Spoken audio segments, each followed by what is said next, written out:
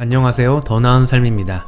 세계적 고전 베스트셀러 조지 오웰의 1984는 읽어보진 않더라도 제목 정도는 다들 들어보셨을 것입니다. 각종 세계문학 전집에서도 아주 유명하게 소개되는 작품입니다. 1984는 우리들 멋진 신세계와 더불어 20세기 3대 디스토피아 문학으로 꼽히는 작품입니다. 전체주의적인 거대한 지배체계 속에서 한 개인이 저항하다 파멸해 나가는 과정을 그린 소설입니다. 전체주의, 즉 집중된 중앙 권력은 어떻게 개인을 통제할까요? 잠시 그 끔찍한 세계로 들어가 보겠습니다. 작품의 무대는 가상의 도시 오세아니아입니다. 이곳은 당이 지배하고 있으며 당의 최고 권력자인 빅브라더는 신적 존재입니다. 그러나 빅브라더는 허구의 인물이고 실제로는 당원들로 구성된 당이 독재 권력을 쥐고 있습니다. 그들은 당원들의 사상 통제에 아주 적극적입니다. 양방향 CCTV와 같은 텔레스크린으로 시민들의 일거수를 감시하고 역사 왜곡을 통해 과거를 조작합니다. 아주 단순한 새로운 언어를 만들어서 인간이 깊이 있는 생각을 할 수 없게 합니다. 항상 전쟁 중임을 강조하여 애국심을 고취시킵니다. 그러나 그 전쟁 역시 진실인지 확인할 수 없습니다. 주인공 윈스턴 스미스는 당원으로서 역사 왜곡 업무를 하고 있습니다. 그는 이런 당의 통제와 비상식에 반발하여 저항하지만 결국 당에 적발되어 고문 끝에 무기력해지고 빅브라더를 사랑한다고 말하며 죽음을 맞이합니다. 소설 속에 등장한 빅브라더 세계의 끔찍함은 긴장감을 놓지 않게 합니다. 그리고 휴전성 북쪽에 김일성 일가를 떠오르게 합니다. 그렇기 때문에 조지 오웰의 소설들은 북한 비판 소설로도 읽혀지곤 했습니다. 이 소설은 2차 세계대전이 끝난 직후인 1946년에 쓰여지기 시작하여 1948년에 완성됩니다. 많은 사람들이 이야기합니다. 이 소설을 통해 디스한 대상이 누구냐고 말이죠. 조지 오웰은 1947년 자신의 에세이 나는 왜 쓰는가를 통해 이 소설을 집필한 이유를 밝힙니다.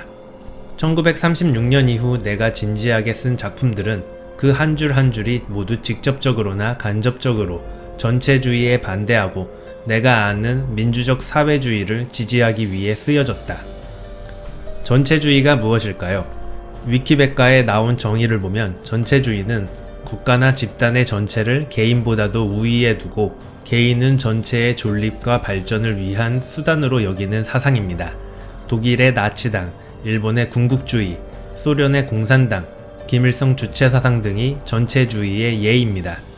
이 책은 제2차 세계대전 이후에 쓰여진 덕에 주로 소련의 공산당을 까기 위한 책으로 잘 알려집니다. 잠깐, 그런데 조지 오웰은 사회주의를 지지한다고 하지 않았나요? 맞습니다. 그는 마르크스주의자였으며 사회주의자였습니다. 사회주의를 쉽게 이야기하면 생산수단을 가지고 있다는 이유만으로 열심히 일하지 않고도 열심히 일하는 사람보다 더 많이 버는 것에 의문을 던지고 그에 반대하는 것입니다. 즉 자본주의에 대한 비판의식에서 생겨난 사상이며 경제적 자유주의와도 대치되는 개념입니다. 아무쪼록 조지 오웰은 사회주의자였지만 그의 책은 자본주의의 대표격인 미국에 의해 선전도구로 활용됩니다. 소련의 스탈린주의를 아주 강하게 비판했기 때문이죠. 사실 그가 비판한 대상은 전형적인 소련의 공산주의 정권만이 아닌 모든 비민주적인 정치를 비판한 것이었습니다. 미국 CIA는 이 소설이 반공소설로서 탁월한 가치가 있다고 봤으며 대대적인 번역 작업에 착수합니다. 물론 한국어 번역이 첫 번째였습니다. 남과 북으로 갈라져 이념 대결을 하고 있었기 때문이죠. 냉전 시절 우리나라에서는 대부분의 자본주의 비판책들 혹은 마르크스주의자들의 저서들이 불온서적으로 분류되었습니다. 그러나 마르크스주의자, 반자본주의자가 쓴 1984와 동물농장은 청소년 필수 독서 목록에 올랐다는 것은 재미난 사실입니다.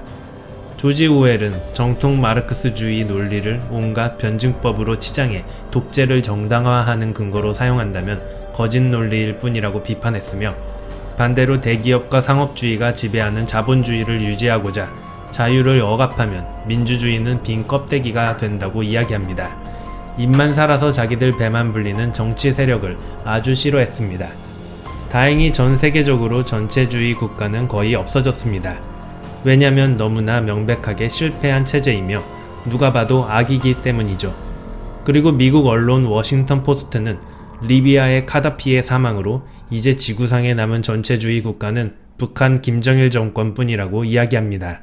그럼에도 세상 곳곳에는 아직 전체주의적인 요소들이 여기저기 남아있긴 합니다. 선전선동은 물론이고 전문가라는 이름으로 엘리트층들이 추구하는 특정 목적을 위해 진실을 감추기도 합니다.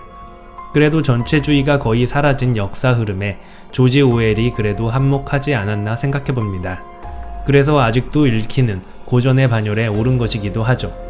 그리고 사회주의자였지만 사촌뻘 되는 공산당의 부조리를 고발했던 그 정신은 그가 자본주의자냐 사회주의자냐를 떠나 높이 평가해야 할 부분인 듯 합니다. 이상 더 나은 삶이었습니다.